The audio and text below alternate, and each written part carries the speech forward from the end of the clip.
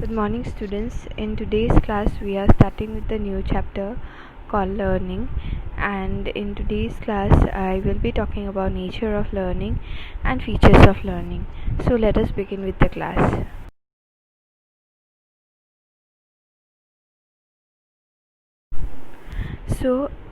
First, what is nature of learning and how do we define learning? So, learning may be defined as any relatively permanent change in behavior or behavioral potential produced by experience. So, learning has to be permanent, okay? So, there has to be a change in behavior which we learn through our experience. It cannot be temporary, something that we could do for a moment but then later on we forget. That is not learning, okay? Because you did it just now but then again you forgot. So for example, if someone is teaching you how to ride a bicycle, you have learned it, and then again in future you can write it in your own. So that is learning, okay? You experienced it, someone has taught you, or you have learned it, and then you can do it later on. So you have learned it, it becomes a permanent change because you can do it on your own, okay? So one must remember that some behavioral changes occur due to the use of drugs or fatigue. Such changes are temporary, they are not considered learning, okay? So there are certain changes which are temporary. Even if you think about because of medicines also, you can grow some habit which can happen for a day or two, but then they are not permanent. So those are not learning, okay? It happened because of the side effect of some medicine or something like that. So these changes are temporary, so they are not considered learning. Changes due to practice and experience which are relatively permanent are illustrative of learning. So you are learning bicycle, someone is teaching you bicycle, and you can ride it later on. That is an example of learning. But if you are admitted in the hospital and then you are given medicine, and because of the side effect of medicine you have grown some habit for a day or two, that is not learning, okay? Because that doesn't require practice and experience, and those changes are not even permanent, okay? So now in the next slide, let us talk about features of learning.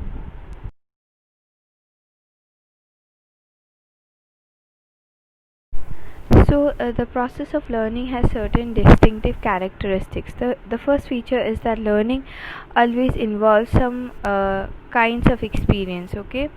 Like I already told you, that it has to have some sort of experience. We experience an event occurring in a certain sequence on a number of occasions. Even if an event happens that it may be followed by certain other events, okay? For example, one learns that if the bell rings in the hostel after sunset, then dinner is ready to be served. Repeated experience of satisfaction after doing something in a specified manner leads to formation of habit. Sometimes a single experience can lead to learning. So I will give this example from my own life. So when I was in hostel, at that point of time, we had a bell which rang at 7:30 in the evening, okay? After that our dinner was served. So the dinner was served so early, at 7:30, after the bell rang 7:30. So initially it was really difficult for me to have the dinner so early, okay? But then later on, whenever the bell rang at 7:30, I was like, okay, now I'm hungry, now I have to go and eat. So for me, the bell rang meant that the dinner is ready, okay? So I got used to it. So that's how my habit was formed. uh, so now let us uh, see another example. A child strikes a matchstick on the side of a matchbox and gets her or his fingers burned. Such an experience makes the child learn to be careful in handling the matchbox in future. So you can remember incidents from your own life, okay? Maybe you fell somewhere, maybe you slipped somewhere. Suppose you have slipped in muddy water, then as a child you experienced it. then next time when you are older, then you will make sure that you do not step on the muddy water, because you had an experience of falling in the muddy water. So you will be careful. Okay, so you require experience to learn. Then behavioral changes that occur due to learning are relatively permanent. Okay, behavioral changes. Okay, so learning always is permanent. So if you say that I have learned this, then the changes has to be permanent, otherwise we cannot call it as learning. So they must be distinguished from the behavioral changes that are neither permanent nor learned. For example, changes in behavior often occur due to the effects of fatigue, habituation, and drugs. Suppose you are reading your textbook of psychology for some time, or you are trying to learn how to drive a motor car. A time comes when you will feel tired. You stop reading or driving. This is a behavioral change due to fatigue and is temporary. It is not considered learning. So when you are tired and you stop doing it, then it is not learning, but it is because of you are now exhausted, you are fatigued. So it happens because of that. Okay, it is not because there is a change, or there is a process of learning here. So let us take us another case of change in one's behavior. Suppose in the vicinity of your residence a marriage is being performed. It generates a lot of noise which continues till late night. In the beginning, the noise distracts you from whatever you are doing. You feel disturbed. While the noise continues, you make some orienting reflexes. These reflexes become weaker and weaker and eventually become undetectable. This is also one kind of behavioral change. This change is due to continuous exposure to stimuli. It is called habituation. It is not due to learning. You must have noticed that people who are on sedatives or drugs or alcohol, their behavior changes as it affects physiological functions. Just such changes are temporary in nature and disappears as the effect wears out. So I think in the chapter human development, I already talked about reflexes, that when we hear sound, then there are reflexes that very young children, babies display. Okay, but then these reflexes, the way baby displays these reflexes do change when we grow up. But then till today we have reflexes when we hear loud noise. Okay, just notice when you hear some loud noise, then there are some kind of reflexes that you are going to display. Okay, so these reflexes are automatic. Okay, so what happens, now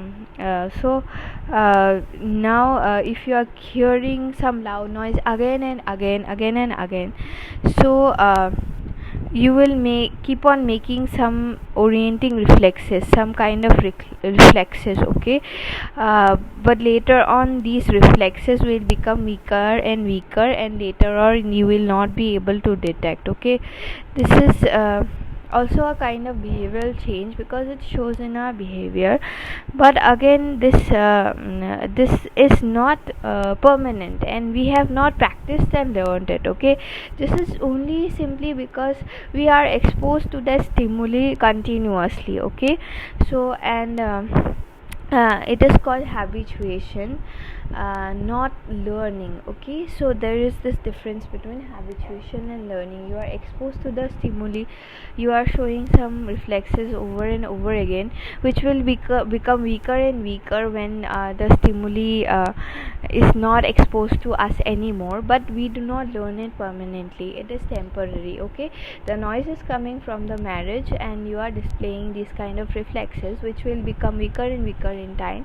And when the stimuli is not present anymore, then you will not show those kind of reflexes. Okay, so this is habituation, and it is not due to learning. Okay, so now learning involves a sequence of psychological events. This will become clear if we were to describe a typical learning experiment. Okay, now let us take an example.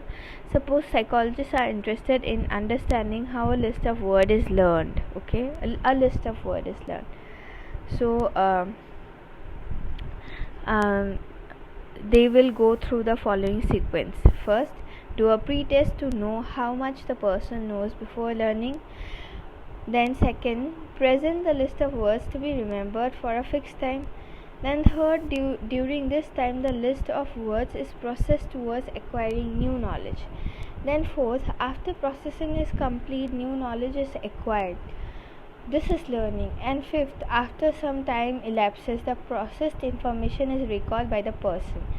By comparing the number of words which a person now knows as compared to what he or she in the pre-test, one infers that learning did take place. So this is a very simple example. So in this test, there is a pre-test to know how much you already know before learning. So you are presented, suppose, with a list of 20 words. Okay, so first of all they will do a test on you to know that how much you already know. Okay, and then you will be presented with a list of words, suppose 20 words to be remembered in a fixed period of time, like 20 words in 30 minutes. Okay, let's just think like that. Then during this time the list of words is processed towards acquiring new knowledge. So you start remembering all those 20 words, and after processing is complete, you learn it, you memorize those new words, you learn the meaning and everything. Then when you remember those new words, okay, then process of learning happens. Then after some times you will be tested if you remember those new words or not.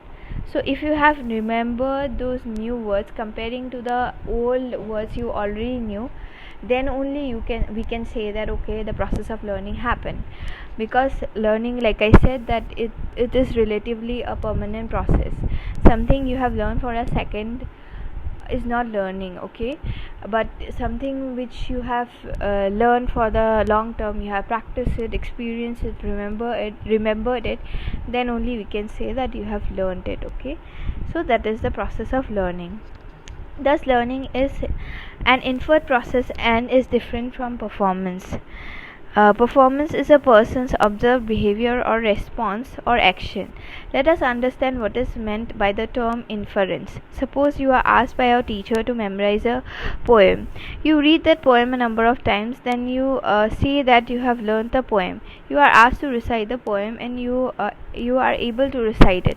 The recitation of the poem by you is your performance. On the basis of your performance, the teacher infers that you learn the poem. Okay, so this is the difference between performance and learning, and teacher makes an inference that you have learned the poem. Okay, so this is the difference between performing and learning. Okay, so you are asked by someone to perform in front of the class or something. Okay, you are singing in stage, so that is performance. But learning is something you want to learn something and then you learn it. Okay, but sometimes by performing also we learn it. So we can make an inference that you have learned the song or you have learned the poem. Okay, sometimes it happens, right? Suppose in your assembly you are asked to perform something and then you end up learning it, learning the song or the poem. Okay, so then we can make an inference that you have learned the song or you have learned the poem. Okay, so I'm ending the presentation here. If you have any doubts or any confusion, you can ask me.